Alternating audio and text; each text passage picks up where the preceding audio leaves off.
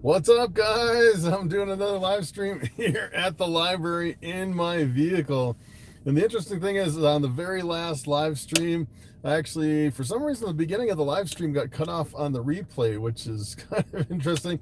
We're like at 17 seconds in, 18, 19 seconds. What I'm going to do over here on my laptop is I'm just going to refresh and come over here, and I actually have my laptop hooked up to my phone, and I'm kind of looking at both I'm hooked up through the library system on my laptop. We'll see if I can actually get this thing going. Do I do direct selling? What's up, Sean Lee? First comment. I sell over on morphmarket.com is where I sell my snakes.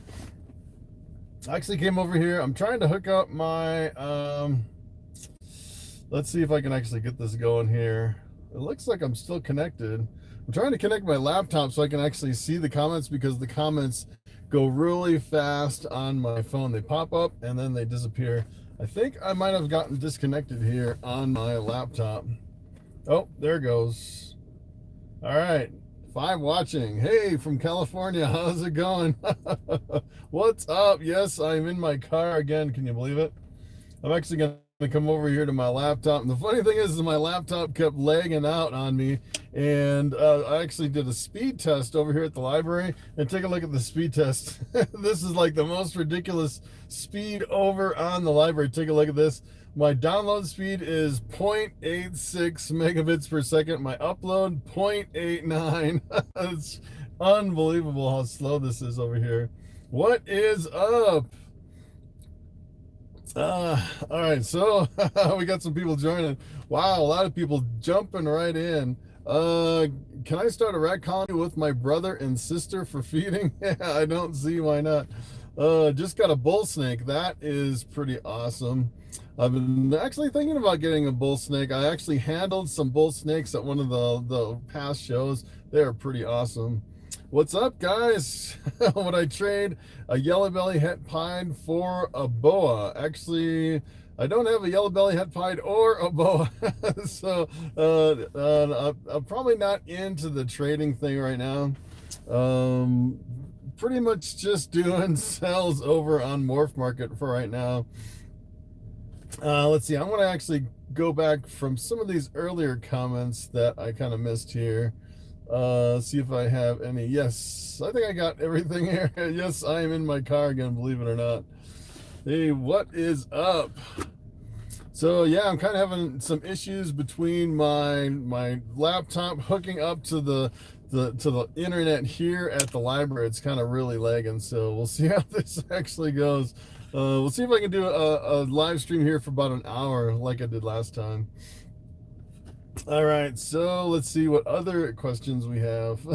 I'm re-addicted because of you. Yes, it is very addicting with ball pythons and snakes. It's pretty awesome. What do you think about monetizing YouTube in 2020 as ball python breeders? That is a very good question. As a matter of fact, I looked at a few videos. There's one guy in particular doing a Lego channel, and it was basically a channel for kids. And what he actually did is he's been doing YouTube for a long time. He had over 4,000 videos, had over 1 million subscribers. And then when the whole COPPA thing came into effect, he said basically his channel was dead in the water and he had to start over from zero, which is really surprising. And as far as I know, all the snake channels are pretty safe. As a matter of fact, I went over to Royal Constrictor Designs. He said his channel is a kid's channel, not realizing what he actually did, and they deleted all of his comments. And then I actually contacted him on his website, and he started talking, and we started talking back and forth.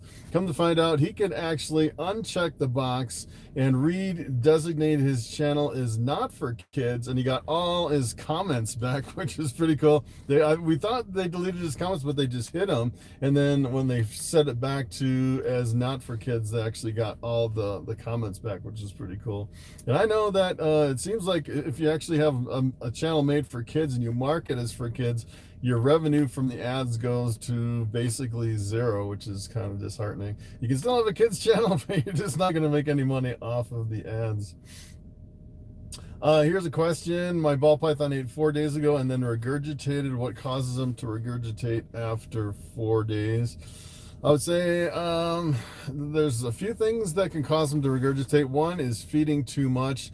I've had some hatchlings regurgitate when I feed either too big of a rodent or you feed too many rodents back to back on the same day, or sometimes if you actually handle the snake after you feed them, especially if you feed a really big rodent. Most people say don't handle for a couple days, and then if it's a really big rodent, if you can still see a lump in the belly, I definitely wouldn't handle that snake until it thins out and you see that lump completely gone. Channel rules have gotten out of control. I agree. Yes. Got an adult pewter. Awesome. I'm going to go back just a little bit to some of these earlier questions here. Snakes are like potato chips. Actually, yeah, that was one of my that's actually I was saying over on my merch. Just kind of made that up, put it on some shirts and stuff. That was pretty awesome. Wait, let me go back just a little bit. You're the biggest help for my breeding projects. I've been watching every day for quite some time. Thanks, Bud Green. That is awesome. Let me see if I can catch up on some of these comments here. It's pretty cool because on my phone I can only see 3 comments at a time and they go really fast. But over here on my laptop I can actually slowly scroll through some of the old ones, which is kind of cool. I have a bamboo enchi. What should I mate it with and take it to the next level? That is a good question. A lot of people ask me, what should I breed with this specific morph? What I'd actually do is you could breed it with just about anything. You get a lot of, half of them would be bamboos, half would be enchi. You could probably even breed it with just a normal ball python and get some really amazing combos, just with the 2 genes. But even if you had something like a lemon blast, you could get some 4 gene combos from that.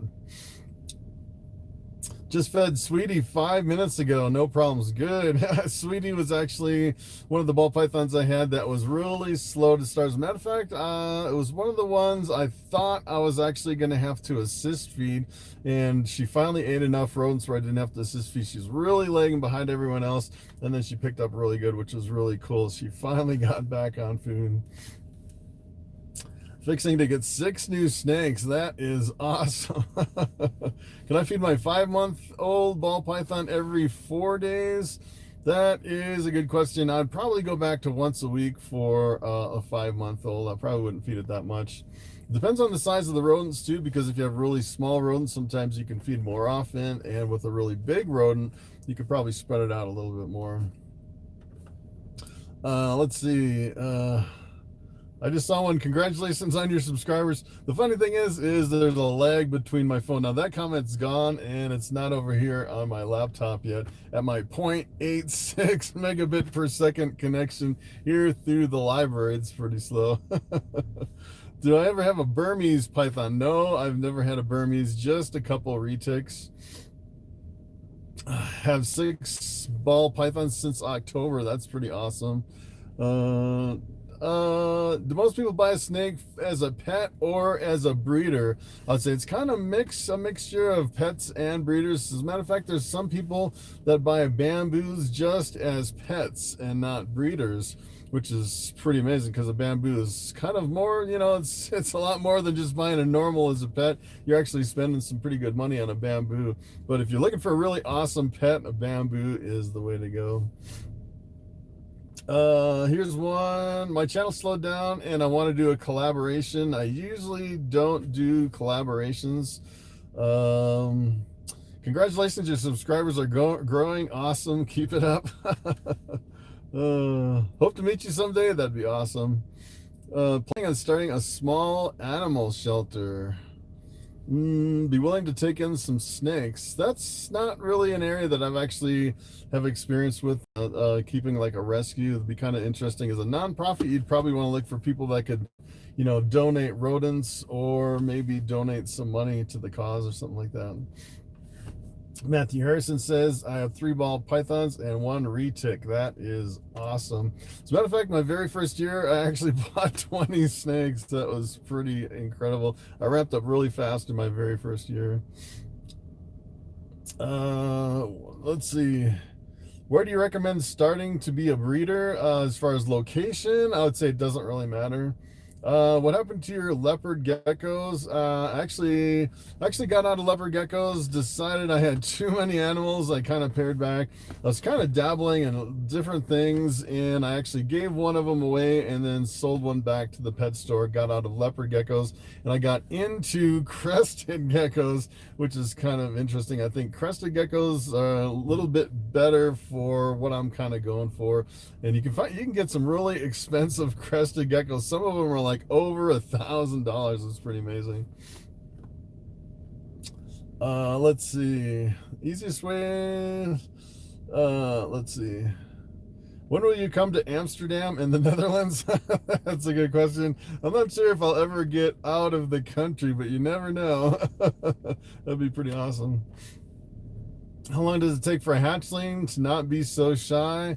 I'd say hatchlings are usually really shy if you don't handle them a lot. If you handle them a lot more, sometimes you can really calm them down really fast. Let's see what else we have here. What would mix nicely with a black pastel desert ghost? That sounds like an awesome snake. As a matter of fact, if I was doing like just desert ghost, I'd probably do like a visual desert ghost to either hets or visuals. Are you going to the Denver convention in February? Yes, I'll actually be there, but I won't have my snakes. I'll just be there probably on Saturday. I'm thinking maybe between 10 and 1 a.m. I'll be there. But I won't have any snakes. I'll probably just have my camera and just check it out and just kind of walk around. Probably the only show that I'm going to do where I'll actually have snakes is the one in the fall Denver Repticon, but they don't actually have dates for it yet.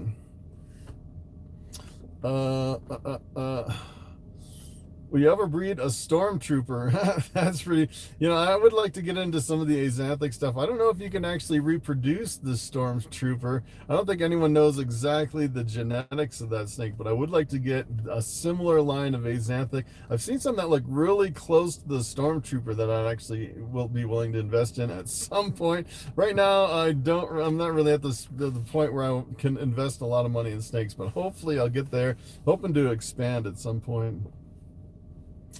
Do I ever encounter problems pairing my snakes after feeding?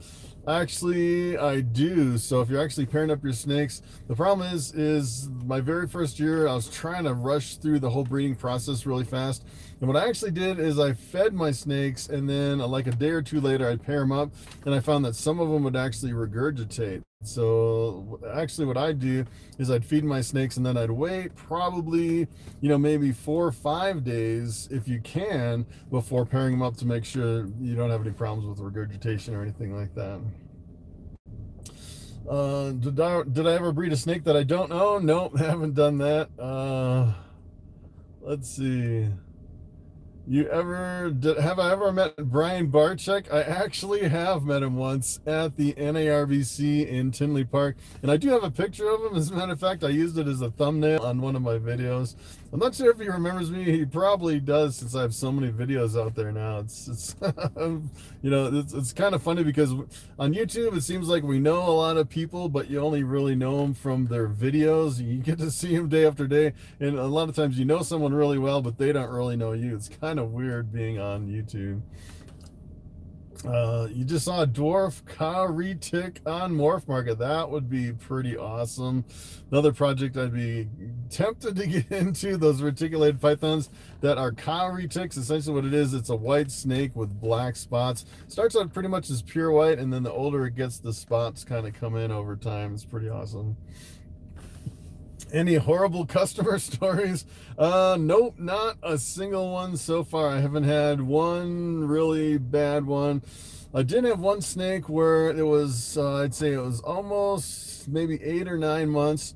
And I sold the snake, and someone actually got it home, and it didn't eat for like, I think it was like 7 or 8 months straight. Just did not eat and did not eat. I'm thinking their setup might have been wrong, and they actually returned it. I got the snake back, and it wasn't really that big of a deal, and I just gave them their money back, and they gave me the snake. It's not really the big problem. It's really the only time I ever took a snake back. Never heard of a snake not eating for that long.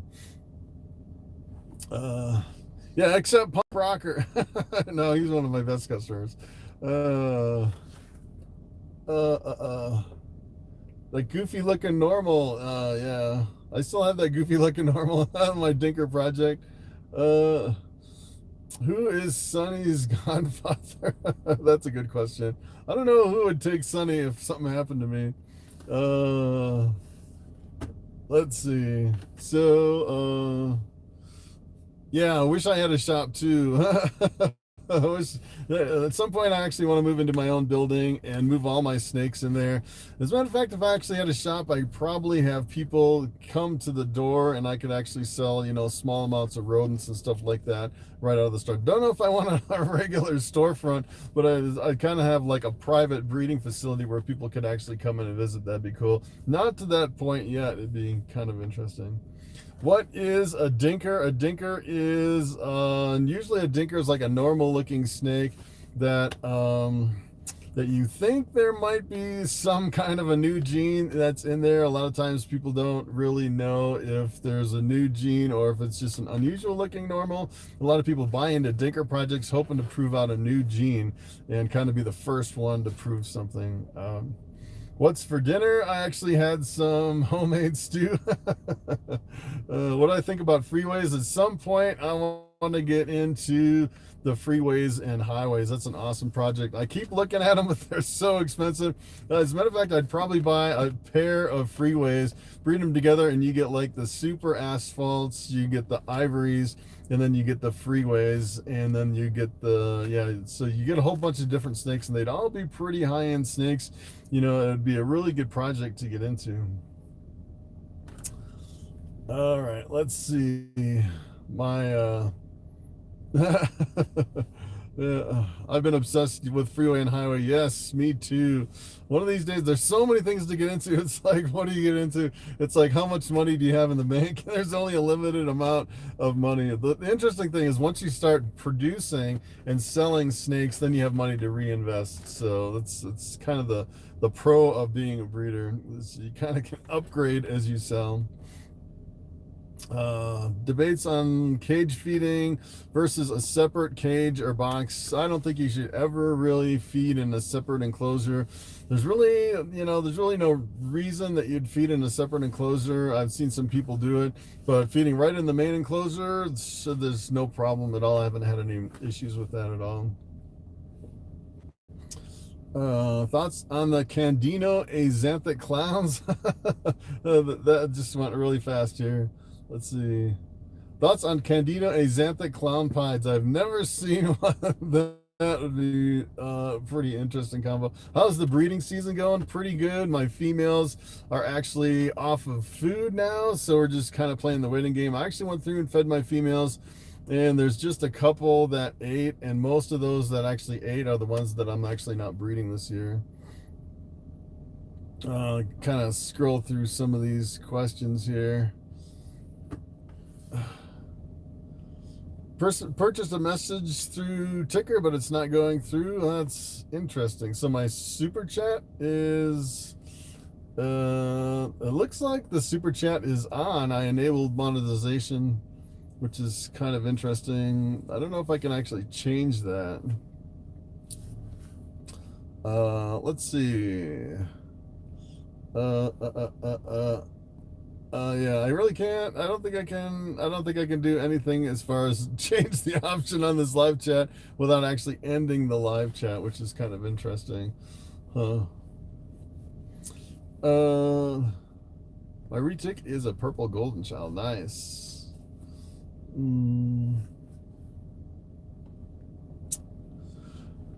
All right, let's see. Let me go back and through some of these questions here. I have a pair of ball pythons that have been breeding, and neither has eaten all season, but lock every time I put them together. It's pretty much normal, and even though they lock every single time, doesn't mean you'll actually get eggs. I've had some do the same thing. That's why you guys want to make sure they have enough body condition before you start pairing them, because sometimes it look like they're gonna go, but a lot of times they can kind of trick you. If they don't have the right body condition, they won't lay eggs, and then they'll just go off of food, and then they'll just keep locking, and it's kind of a bust for a season. So you really have to, it's pretty normal that you actually, a lot of your snakes will actually go off of food. Best time of year to buy a snake? I would say it really depends. I'd say probably in the fall you'd have the best, probably have the best, selection in the fall as far as the number of snakes and the variety. Let's see. Where can I buy one of your snakes? I actually list them all on morphmarket.com. I sold quite a few snakes this week. They're going pretty fast, but if you're interested in the snake, I have some over on Morph Market. How often do I spot clean and full clean? That is a good question. Usually I'd say every 3 or 4 days I go through and check the water and add some water to the substrate to make sure there's enough humidity in there, and do some spot cleaning. And sometimes I'll go through real fast and just kind of change the dirty water, and then probably I'll do a full cleaning once a month, and I'll go through and change all the substrate and change all the cups pretty much on the first of the month. And then the rats are a little bit more work, I'd say, than the snakes. I go through all the rats and clean all the substrate every week at least. And then the mice, I probably go through once every 3 days, every 3 to 4 days, and change out the mice. Let's see what else we have here. What's a good average weight for a ball python that's 6 months old? That is a good question.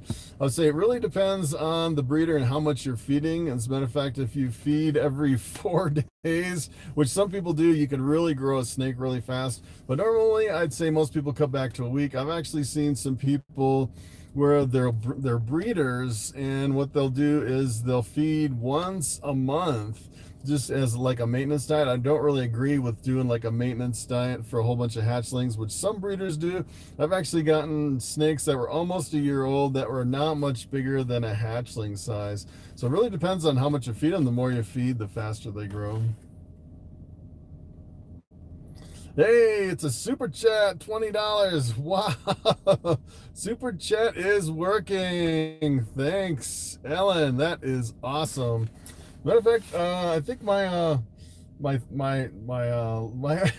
connection over here at the library kind of stalled out here. Let's see if I can get this thing going. I'm just gonna refresh because I definitely want to catch all these super chats over here. Don't want to miss any super chats. Awesome, it's working now. Nice. Have I ever introduced Bobby to one of my cows? That is a good question. As a matter of fact, when I was working at my day job over on, I was actually working as a scientist on my day job. Someone actually suggested a video topic. They're like, hey, why don't you go out and take your bobby, your bamboo, and put it on a cow and call it a bull snake. As a video idea. I thought it was kind of funny to actually do some of that, kind of a trick on words, but I never did it. I was always afraid that I'd probably freak my cows out and they go breaking down some fences or something. How old should rats be when you're getting them for breeders to start a colony? Most people say that rats should weigh about 250 grams minimum in order to pair them up. I've actually paired them up earlier than that and never really had any problems. They say if the females get pregnant and they're too small, they could run into problems. So you definitely you want to take care of your female rats. And I'd say probably after 10 months to 12 months, you probably don't want to breed them anymore because they get worn out pretty fast. And it seems like most of the rats that I lose that end up dying are females that get pregnant that are like 1.5 to 2 years old. So it's always good to separate them if you can. And sometimes they'll just kind of decrease the number of rats until they get to the point where they just don't breed anymore. But I'd say that as far as risking the lives of your female rats, it's always seems like for me it's the older ones. How are my dogs doing? They're doing great. They eat like a horse. They eat a lot of food. 3 really big dogs. How do you go about treating snake rot? I guess that's scale rot. I lost one of my lights after 24 minutes. I can't believe it. So I'm actually using these. I'm using these battery-powered studio lights. Hopefully, I actually have a spare here. I'm gonna crank up the spare. This will shut me down. I still have yet to actually get this on a system to where I'm not actually plugging in my lights. If I could actually plug in those lights, we'd have a better chance at making the whole hour. Yeah, scale around. I'm not exactly sure about scale around. Pretty much anything that I have as far as problems with my snake, what I do is I mix up povidone iodine in a really dilute solution, and I either give them a bath in it, or I kind of put it in a spray bottle for my really big snakes and just kind of spray it on their wounds. I actually had Sonny had an accident when he was going for a rat, and he kind of curled around the edge of the feeding of the boa tub and got a couple cuts on the sides of his neck. And what I did is I actually took some of that povidone iodine, diluted it with water, and then just sprayed it on him. But other than that, I'd probably see a vet if you have some scale rot. Let's see. Is there any food that snakes see as treats? Feeding chicks, quail, etc. Special meal. I probably would avoid treats for snakes. The problem is I'd say probably the treats for a snake would be something like mice or African soft furs. The problem is if they get stuck on one of those, sometimes it's hard to go back to rats. It's almost like, you're feeding them steak all the time, and then you give them a mouse or an African soft fur, and it's just like candy to them. It's hard to get them back from the candy over to the regular rats, and a lot of times, especially with the African soft furs or the mice, sometimes they're just not big enough to really fill up a snake. And it's especially with ball pythons, it's hard to feed multiple meals in a row to actually get them to the point where they can keep some weight on them. How do you know if you're overfeeding when trying to beef up a female?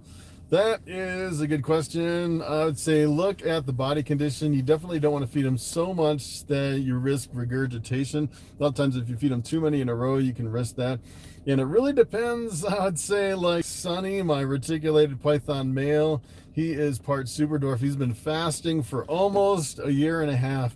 Every time he comes back on food, he'll eat like 1 or 2 rodents, and then he'll go off. And he got to the point where his like skin was almost falling off of his bones. He was so super skinny. And just about 2 weeks ago, he started feeding with a vengeance, started coming on food really strong, and I actually gave him, I think, almost 10 rats in 2 weeks. And some people consider that power feeding, but essentially it's trying to get the weight back on him. Now that he's feeding, I really want to get a lot of rodents in him. I give him a rodent every single day to try to beef up his body condition. And I'm at the point now, after so many rodents, I'm just going to take a break and just give him probably a week or 2 off. And it seems like Lucy does that too. She'll eat like a whole bunch of rats, like 10 or 12 rats all in a row, and then she won't eat for a whole month. It's kind of interesting, the whole cycle for reticulated pythons. Can you go bioactive in a rack? That is a good question.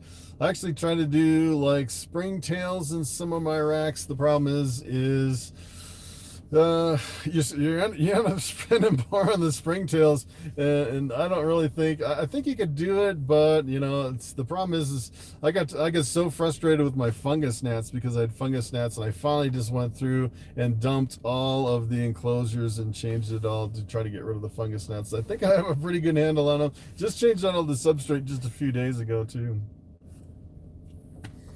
What's the temperature here? The temperature is, I'd say right now, as a matter of fact, I have the car running and I can take a look. It is 26 degrees out. It is pretty cold. I'd say the highs are probably, mid 30s to 40s, probably the high here. Yeah, it is really cold. Is there a difference between living tub and breeding tub? Not really. I'd say they're both pretty much the same. A lot of times when I breed, I will, especially if I have like a small tub for like one and then a bigger tub for another, I'll put them both into the bigger tub to breed them if I have a choice. Otherwise, if they're both in smaller tubs, I usually just pair up in a smaller tub. Let's see what else. When you travel with the ball python going to the vet, do you need to provide a heat source It really depends. I'd probably make sure they don't get too hot or they don't get too cold. Probably what I would do is I would actually put them like in a cardboard box and put them on my lap or something like that. Just keep them at body temperature as much as you can. That's kind of what I do with the snakes when I'm transporting them, especially just for one snake. If it's small enough, I'll put it in a little enclosure and just set it right on my lap. What good boa morph can you suggest? That is a good question. The boa morphs, I think probably my favorites are the IMGs that eventually turn into like a jet black snake, or the super fires, which is an all white snake. I really like both of those. Pretty awesome morphs.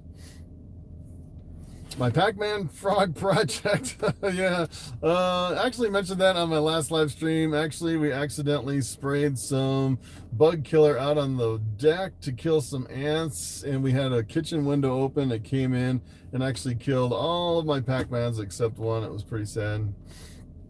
I do have one big monster Pac-Man up in my bedroom that is getting really big. The funny thing is that Pac-Man, that thing bites me every single time I try to feed him. He's crazy for the food. Gene X, I'm not too familiar with Gene X. I've seen a little bit of Gene X. I haven't actually done a morph special on Gene X. It'd be kind of interesting to see how it really reacts with a lot of different morphs. Some of them are really subtle, and unless you know someone who's really specialized in one gene or the other, it's hard to really tell the difference. We have baby rabbits. Is it safe to give them to my snakes? I would say, like for reticulated pythons, you can actually feed rabbits to your snakes. I thought about getting into rabbits, but the problem is rabbits can be pretty stinky, and I definitely don't want rabbits in my house. And outside we have bears and mountain lions. I don't think I can keep rabbits alive up here. Yeah, have I ever thought about moving to a retail store? Probably what I'll end up doing is I probably want to have like a storefront in a retail store. I'll probably rent some kind of a warehouse or some kind of like office space, only without the storefront, where I can actually move in and expand. Haven't quite gotten to that point yet, but I definitely want to get to the point where I can actually have people working for me without having to come into my house. That's one of the big things. If I have someone working for me, I don't really want them coming into my basement for a day job. Did I switch from paper back to yeah, I actually switched back to coconut husk, mainly for the humidity. And the other thing I like about coconut husk is it absorbs a lot of the smells, it provides a lot of the humidity, and I think it gives the snake a little more comfort. That gives them something to grab onto. It's a lot more expensive than paper, but usually what I've actually been doing is if I have a problem with my fungus gnats, I'll switch over to a paper substrate just to get rid of the fungus gnats. And then once my fungus gnats are gone, I'll go back to the coconut husk. I have a 2-gene female. How many gene male would you get? As many as possible. As a matter of fact, when I'm looking for genes, normally what I do is I look for genes that I don't have. So for example, if I had a pastel, I probably wouldn't buy another snake with a pastel in it, to kind of keep adding to your collection, so you can actually produce more pastels and then breed those back instead of actually buying them. That's kind of a mistake I had at first. When I first started, I kept buying all pretty much the same thing because I really liked them, and then I found out, once they started producing them, you don't really need to buy them anymore because you can actually produce your own. Let's see. Let me go down to the bottom here. Thoughts on inbreeding? That is a good question. A lot of people say that inbreeding is essentially line breeding, and I really like to mix up my breeding if I can. Maybe buy another snake that has, some of the same genes and then mix it in. I don't think it's really good to keep inbreeding over and over and over, but I think to a certain extent you can. As a matter of fact, I've heard that in a lot of cases, reptiles don't have the same problems with inbreeding as most other animals. You can usually get away with a certain amount of inbreeding. Meatball is doing well. Awesome. That is really good. Yeah, I've sold quite a few snakes this year. It's pretty amazing. My biggest project this year, I'd say it is probably, I actually have a banana Enchi clown male that I'm breeding to my lesser clown female. Looks like she might actually go and lay a clutch of eggs. And if I get some, if I get some clown females, probably any genes and any clown females, I'll probably hold back most of my female clown stuff to really boost my clown production. I really like the clown stuff. What would your family do with your operation if something happened to you? That is a very good question. I don't know what would happen. And it's not only the snakes and the rats and the mice, but I also have, the crested geckos and my cows and my dogs and my spider and all that stuff. My Pac-Man frog. Where can I purchase two super pastels from? I'd probably check out Morph Market. Look at Morph Market. Maybe you can find them from the same person and save a little bit on shipping. I just had one super pastel this year. Really awesome looking snake. I was so tempted to keep it, but I just have a limited amount of rack space. Can't really keep everything. Let's see. Been letting my daughter handle Destroyer. She's doing pretty good. That is awesome. Do I ever feel my snakes need more space? Not really. Don't really need more space for ball pythons. The only snakes that really need more space probably are like my corn snake, and he has like a whole boa tub, so he's got like plenty of space. And then my reticulated pythons, that's always a struggle. I'd say probably both of my retics, it'd be nice to have something a lot bigger for both of those. But other than that, most of my ball pythons, I say they're perfectly fine. As a matter of fact, I think I have some tubs that are too big for some of my snakes. You get a ball python in a tub that's too big, and they get a little bit uncomfortable. I spend a lot of time on Morph Market. I used to spend all my time on Morph Market. It is very addictive. Started breeding rats, and I have over 100. That's awesome. How are my puppies? My puppies are, if you watch some of my old puppy videos, actually they're all sold and gone, except one. I kept one of my puppies and grew it up, and it's bigger than mom already. It's a really big dog. Really awesome mix between my St. Bernard and my Rhodesian Ridgeback. Let's see what else we have here. I'm going to scroll back. I love the clowns, but I just don't have the money to get into the project. You can always get het clowns. As a matter of fact, the clowns and the pieds are almost the same amount of money as when I started in ball pythons about 5 years ago. It's pretty amazing how they're really holding their value, and I think it's a really good project to get into because it's a recessive mutation. Plus, the demand is really high for both of those. It's a really good morph. Thoughts on Dumeral boas? I'm not really familiar with those. Would I ever sell a clown? It's kind of funny because I actually haven't produced any clowns yet, but when you produce them, you're like, I want to hold all of these back, and then you get further down the road and you realize, hey, I want to hold back these 15 snakes, and you don't really have the rack space to actually hold them all back, and you finally end up selling most of the stuff that you think you want to hold back at the very beginning. As a matter of fact, I just sold a pair of my triple hets, and some guy offered me a lot of money for my triple hets, and just a pair. I'm actually keeping one male and 3 females. What thermostats do you run? I actually have a whole variety of different thermostats. I use VE 100s, VE 300s. I use Herp stats. I can't remember the one that actually does the 4 levels. It actually has 4 different levels all in one thermostat.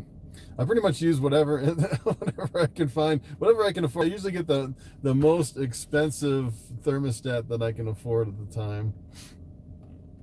So it looks like we're about 6:39. Probably go about 20 more minutes on the live stream.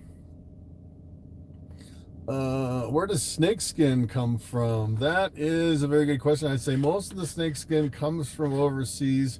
mostly from reticulated pythons and Burmese pythons. As a matter of fact, I'm kind of surprised they're doing that python bowl down in Florida, that no one's actually, jumping in on that and trying to harvest the snake skin and maybe some of the snake meat from that, and maybe making a little profit on the side, putting some of those animals to use instead of just outright killing them. It's kind of sad down there. When is the next morph video coming out? That is a good question. As a matter of fact, the next morph video is coming out tomorrow. It's already recorded. As a matter of fact, I was going to do it today, and then I was actually sitting down looking for a new topic for video today, and I couldn't find one. I thought, hey, why don't I do live stream Sundays? As a matter of fact, I'm thinking about doing live streams every single Sunday, because if you actually go back in my analytics, kind of the ups and downs as far as my views, it looks like most people are watching most of my stuff on Sundays. So I thought if I did a live stream, maybe I could capture most of the audience every single Sunday and do a live stream 6 p.m. Mountain Standard Time every Sunday. It'd be pretty cool. But I think the Monsoon Project is going to be the next big morph. I would say I would love to get into the Monsoon Project, but if you looked at some of the Monsoon stuff, essentially if you mix anything with Monsoon, you kind of get like a Monsoon looking snake. I'd say it's kind of like the Champagne, where it's such a strong visual morph that I haven't really seen anything that mixes well with the Monsoon to make it really impressive. But I would like to get into the Monsoon just because it's new and it's kind of cutting edge, and I'd like to actually work it into some stuff. I haven't seen like the Monsoon Pied or some of the really cool stuff that you could do with the Monsoon. So it'd be interesting to see how that gene actually progresses. Let's see. All right. How do you make recessive combinations? Oh, let me go back. How do you make recessive combinations? Do you have to make hets of the morph and then breed back? Actually, you can do it either way. The best way to do recessive is actually to breed a visual to a visual. So if you bred like a clown to a clown, you get a whole clutch of clowns. And if you bred like a clown to something else, you get hets, which you can't even tell they're hets, and then you have to breed them back together to get the visual. But if you're doing a project and you want 100% recessives, you should breed the two recessives together. Can you make an off-season breeding video? Yeah, it seems like I'm not, there's always something going on. There's not really an off season. I'd say there's always something that you can do with the snakes every time of the year. It's a pretty awesome hobby. Is there a guide to the morphs? Probably the best book that I've seen on a lot of the morphs. As a matter of fact, I actually bought a snake and an enclosure, and I can't remember the name of the book, but it was actually put out by Kevin McCurley over at Nerd, and he's got this like huge book of all the morphs, and this is probably the most extensive morph book that I've seen. All right, the super chat, Ryan Garcia, thank you. What did you pair your banana inchy clown to? I actually paired that to a straight clown female and a lesser clown female, hoping to get some. I'm not sure my clown female is going to go. It looks really super thin this year, but my lesser clown female is looking like she's actually going to lay some eggs this year, which would be pretty awesome. And keep in mind, that's actually banana, inchy, clown, lesser. So that's 4 genes I could get out of the mix if I actually hit that. As a matter of fact, if I hit that, I think all 4 genes, that would be like probably an over a $2,000 snake. That would be pretty high end snake. And I'll probably keep it and hold it back. It's pretty awesome. Let's see. Let me go back. Where can I get Kevin's book? Actually, so this is kind of an interesting story. I was actually having some money problems. I actually bought a snake and an enclosure, and then I think it was like 6 months later, I was running short on cash. And believe it or not, Kevin's book, I think it sells for over $150 or something like that. I actually sold it on Amazon for like $100. It was pretty crazy. It's got $100 back from the book. Yeah, it's a really super thick book, really good. I just kind of skimmed it, didn't really read it. And when I got it, it was like brand new. It was pretty amazing book. Which is, I was kind of surprised that he actually wrote a book like that. It's kind of pretty fascinating. I can't remember what it was called. The book, The Complete Ball Python, maybe, something like that.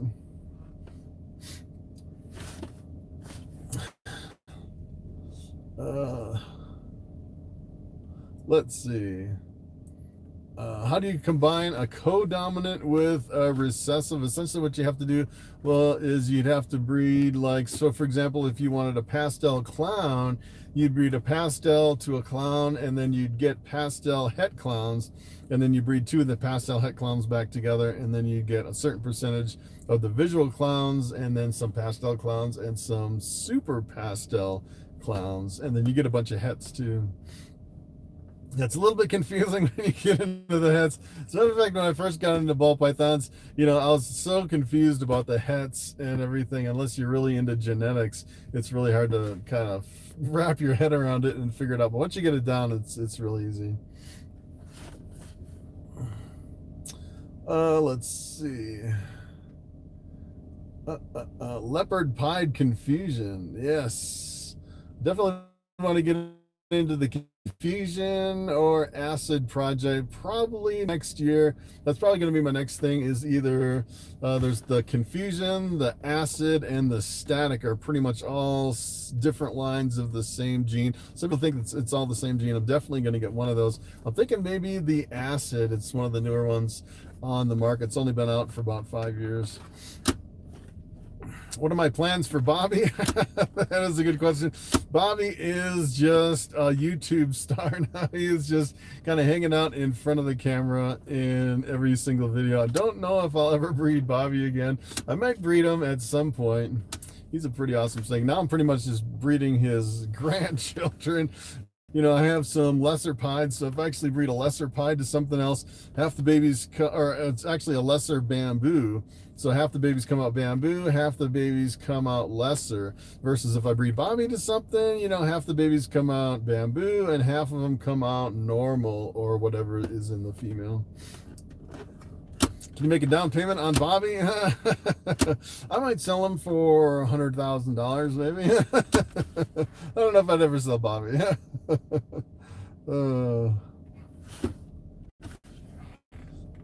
Can you breed a male that's been on an extended fast? Yes, you can. As a matter of fact, I bred my reticulated python, Sunny. He is part super dwarf reticulated python.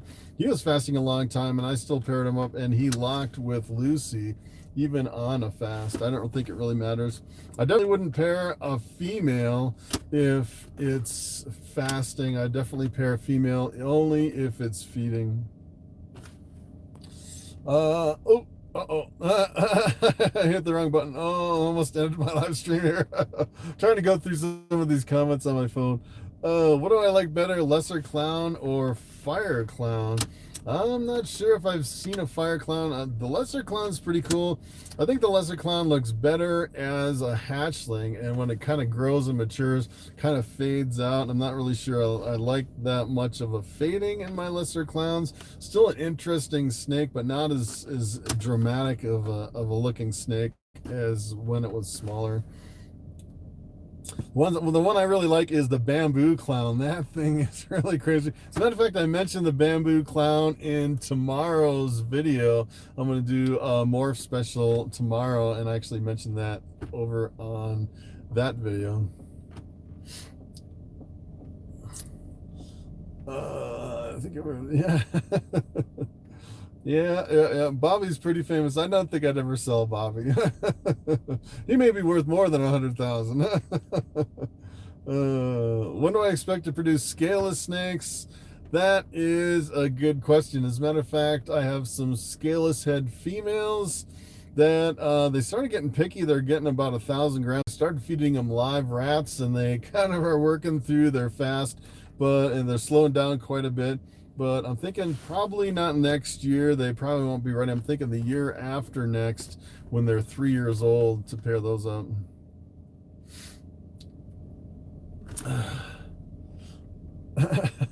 107 people on. Wow. It's funny. I look over here. This is kind of lagging over. This is 74 watching. 107 people. Yeah, it's the funny thing is I didn't live stream for a long time. I've been doing daily videos every single day for 2 years straight, and I just thought it'd be kind of difficult to do a live stream early on because you just don't have the comments, and it's hard to interact if you just don't have the viewers. So I kind of waited to do live stream until here I am 2 years into it before I'm doing my first live streams, which is pretty cool. Is Lucy going to have eggs? I think she actually is going to have eggs. As a matter of fact, she's acting really weird. She's just coiled up in this big coil under the radiant heat panel, and she is not moving at all. It looks like she's building eggs. She's not looking for food, not going into a shed, not drinking or anything. She's just like sitting there for months, completely motionless. I think she's building eggs. I think we're going to actually get some eggs from Lucy this year, which would be pretty cool. What's the most expensive snake you have? That is a good question because you're always chasing the price of snakes and they're always changing. The most expensive snake that I've ever hatched out was a Lemon Blast scaleless head, which is a pastel pinstripe scaleless head. When I hatched them out, they were actually selling for $6,000 a piece, which is pretty incredible. I actually went over to Morph Market and I just looked on there, and I think they're like $1,200 now. So the price of the scaleless head females have really come down a lot, and the completely scaleless ball pythons, you know, when I first started, they were selling for like $150,000, and now they're like, you know, $3,000 or something like that. So it's you're always kind of chasing the price, and the price today is not the same as the price tomorrow, and it really depends on the morph. A lot of the morphs come down really fast, and some, you know, really hold their price over the long term. You know, like a year ago, the monsoons were probably selling for the same that they're selling for now, or some of those really kind of unique, rare morphs that are not a lot of people buy into. I think the more popular the morph, a lot of people buy into it, the more that's produced, and the faster the prices come crashing down. So it really depends on the morph.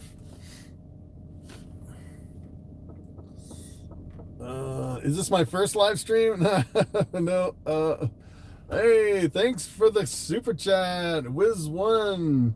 Let's see, DRG2, have you tried hemp bedding for your pythons? No, I have not tried hemp bedding. As a matter of fact, at the reptile shows, I do see hemp bedding for sale. And a lot of people have been doing hemp bedding, and they say that they really like it, but I haven't actually tried it. You know, here in Colorado, everything is marijuana and hemp and everything. We're like the first people here in Colorado to actually legalize marijuana, and that's kind of what we're known for. And then they kind of switched from like marijuana being a big thing over to the hemp. Now the hemp is the big thing. You know, like every 7-Eleven and Loaf and Jug, all the convenience stores, they all sell hemp products for a ridiculous amount of money. They'll sell like a little bag of gummy bears for like $20. I know someone's banking on the hemp industry. And you know, the hemp bedding is kind of the newest thing for a lot of the ball pythons. Explain possible 50%.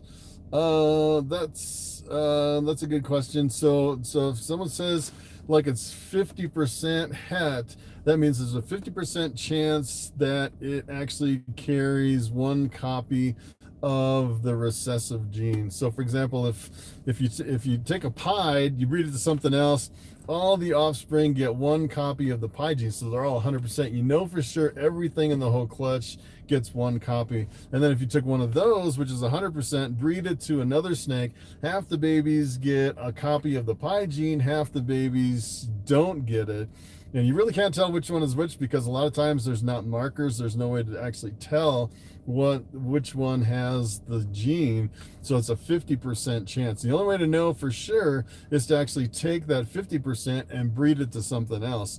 So here's where it kind of gets interesting. If you took a 50% het pied and you bred it to a pied and you actually got visual pieds, now you know that it is 100% pied because you proved it out. So the 50% becomes 100% after you prove it out. So the 50% is just kind of the odds. What are the odds that this actually has it? And then once you prove it out, you know for sure one way or the other, it either has it or it doesn't. Any bamboo calicos? I am breeding. I'm trying to think. I was trying to think of what I was breeding. I actually just went through another breeding cycle. I'm trying to think. I think I'm breeding my bamboo calico to a lemon blast. So I'm shooting for the bamboo calico pastel pinstripe, which would be really awesome. Hoping to produce some more bamboo calicos. And I actually had a bamboo calico pastel last year, which was one of my most amazing snakes. I definitely want to reproduce that one. If I can get pinstripe in the mix, even better. Let's see. Excited to get Goldie. Yes, I sold quite a few snakes. I moved all my snakes to my other hatchling rack, my ARS 1039, and I probably sold about 12 of them. I have like 12 sold stickers. Actually, just the other day, yesterday I sold 5 snakes in one big sell. It was pretty awesome. What do I do with the hatchlings that don't sell? I haven't had that problem yet. Every single year I sell all the hatchlings. As a matter of fact, what I usually do is I sell all the hatchlings and then I have a bunch of holdbacks, and then I eventually decide to sell some of the holdbacks and kind of thin them out even more because I just don't have the rack space. What I'm kind of running into is I'm thinking about, instead of expanding, trying to replace some of the stuff that I already have. I'm thinking about getting out of a lot of the spiders stuff that I have. I have a really big, huge jungle Wilma spider female. I have spider pied male that's really big. I have another spider pied white wedding female. Probably thinking about unloading some of those at some point once the season winds down a little bit. And I'm thinking about unloading some normals at some point, but the normal females that are up to size, they do pretty good. Yeah, Morph Market is really working out good. It's really good. Do people recognize you on the street? As a matter of fact, there are a lot of people that do recognize me just about everywhere. It's pretty amazing. My YouTube channel's growing really fast.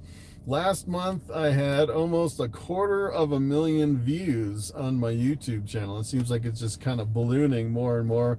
You know, the kids in Safeway, they're waving at me, and the moms are saying, "Hey, don't wave at him. He doesn't know who you are." It's pretty funny, just kind of running into people. And especially when I go to like the reptile shows or the pet stores, you know, it's like everybody knows me. It's kind of crazy.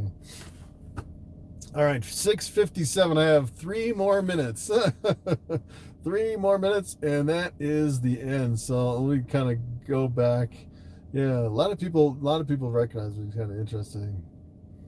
Anyone produced a triple recessive visual? As a matter of fact, I just went to Royal Constrictor Designs. He produced a triple recessive visual. I can't remember what genes are in there, but he's like, this is the first time I've ever produced triple recessive visual. So hopefully I'll actually produce my albino pied clowns at some point. I'm trying to feed them a little bit heavier than everything else, trying to get those females up to weight. Of course, they only hatched out this spring, so they're definitely not ready to breed. Yes, I'm going to plan on doing this every Sunday at 6 p.m. Mountain Standard Time, so it'd be pretty awesome. Yes, I'm trying to be a ball python celebrity, I guess. I guess that's my specialty over here on YouTube. Yes, people do recognize me on the street. It's kind of weird, let me tell you. It's really weird. Any tips on how to get into the reptile business? I would say probably depends on what type of reptile you're really looking at. What I would do is I'd probably I'm still kind of doing this, buy a couple of crested geckos and see how you like them. Try to breed them, maybe buy a couple of snakes, buy a couple of corn snakes, buy a couple of ball pythons, and then just kind of dabble a little bit so you can kind of figure out what you really like. And I always keep coming back to the ball pythons. It seems like there's the highest demand, and it's the easiest to breed, the least amount of work, and it's just like the best reptile there is. But depending on what kind of reptile you want to get into. Thoughts on doing a podcast? Never really done a podcast. I don't know how that would differ from a live stream. I guess you do. I guess a podcast would be. I'm not exactly sure. I've seen some people do podcasts over on YouTube. I think it's essentially like a live stream.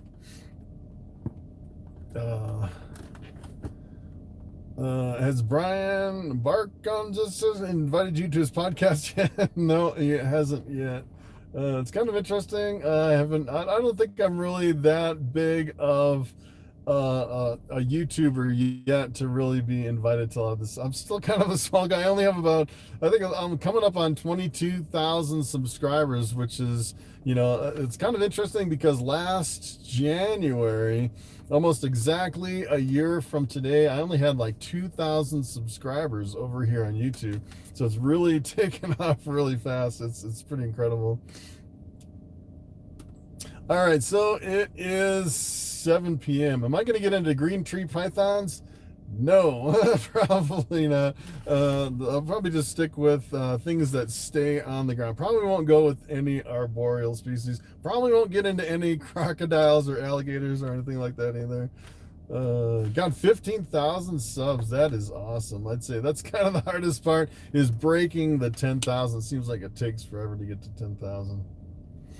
All right, so that is pretty much it. I'm going to end the live stream here, and I will see you next Sunday. Of course, I'll see you every day this week. I put out videos every single day at 6 p.m. Mountain Standard Time. I'll do another stream next Sunday at 6 p.m. Mountain Standard Time. Thanks for watching, and I will see you in tomorrow's video.